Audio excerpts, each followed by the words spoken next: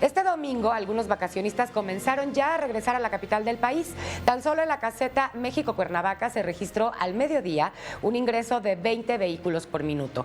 Los principales destinos de regreso son Acapulco, Iguala, Cuernavaca, Yautepec, Morelos, Pachuca, Toluca, Puebla, Querétaro, Texcoco, entre otros. Autoridades recomiendan a los vacacionistas revisar las condiciones mecánicas de sus vehículos, así como usar el cinturón de seguridad, manejar con precaución y sobre todo no ingerir bebidas alcohólicas para evitar algún accidente. Escuchemos.